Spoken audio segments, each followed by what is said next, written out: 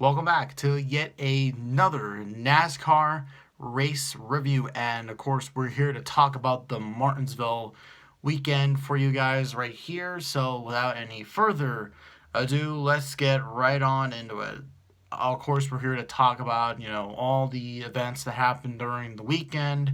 We're going to talk about, of course, Xfinity, and Cup, and all that sort of stuff. So, both Xfinity and Cup, one thing they had in common this year or this weekend was that they only got they only got a little bit of the race in before Mother Nature had other plans. You can't rule out the hashtag noon because, goddamn, they were just so unlucky, I have to say. They were really, really just unlucky. I mean, it's just always them. It's like, why can't it be just something else? Like, God damn it. I don't know. But yeah, so Xfinity and Cup, they only got like a few laps in. Xfinity actually got one stage in, and then that was it, until they had to run the race on Sunday because they had to get the Cup haulers in, but then that then led to a doubleheader weekend because Cup was then pushed back anyways. So basically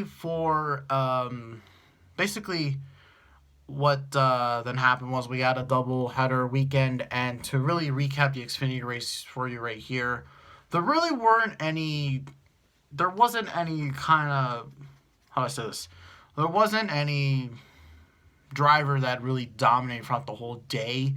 Like, you had a lot of drivers that led for a few laps and, gave up to, or not really gave up the lead, but they really sort of falled off and all that, sort of stuff. I only watched the last stage of the Xfinity race because it started.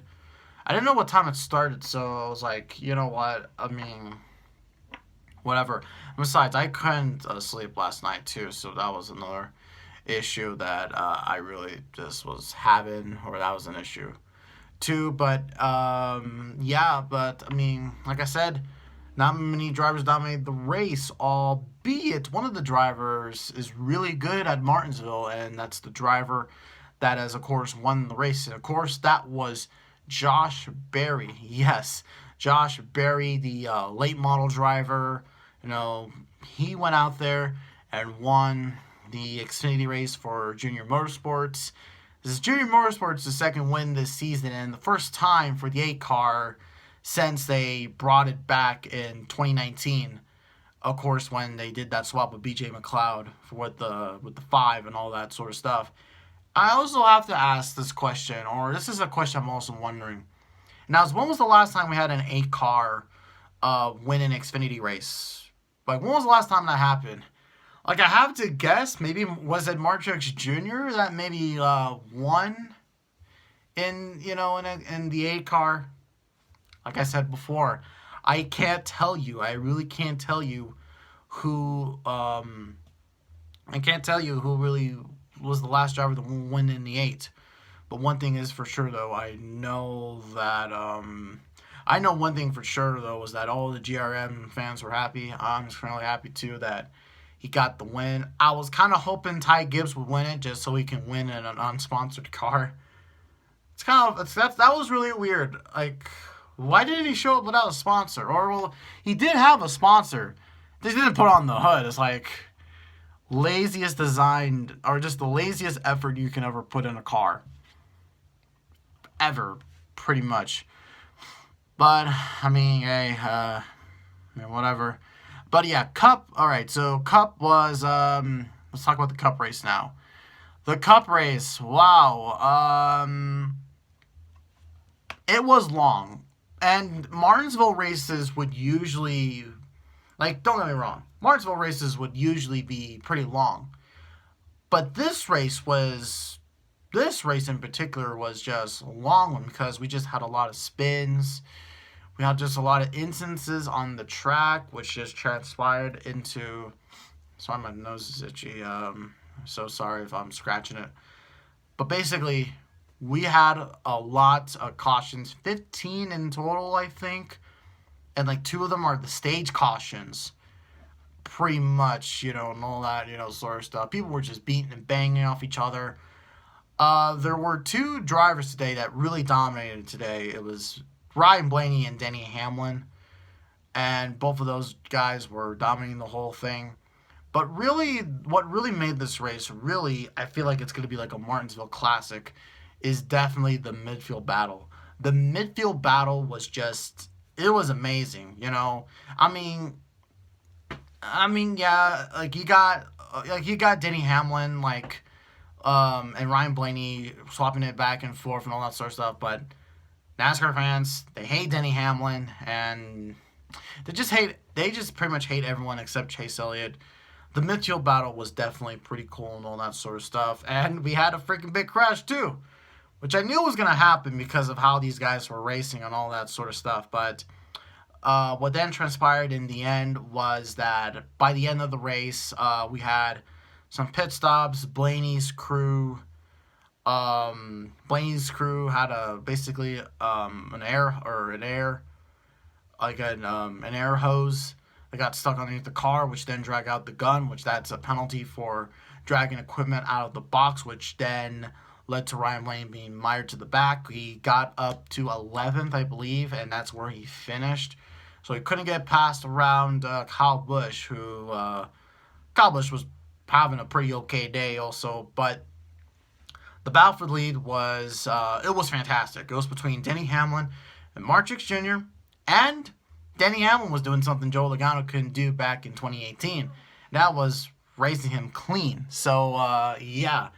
And so, pretty much, Mark Truex Jr. got around Denny Hamlin. And I'm actually pretty surprised that Denny Hamlin, Denny Hamlin's my pick to win today. And, he had this race in the bag. I just didn't, the car he probably just lost the car, or the car just...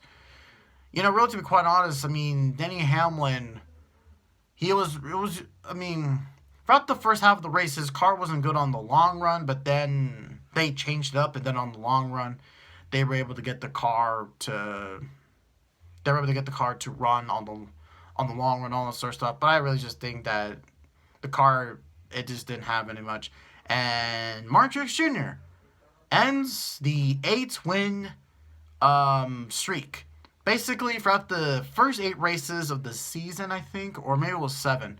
But throughout the first 7 or 8 races, we had a new winner. But Mark Truex Jr. breaks that record.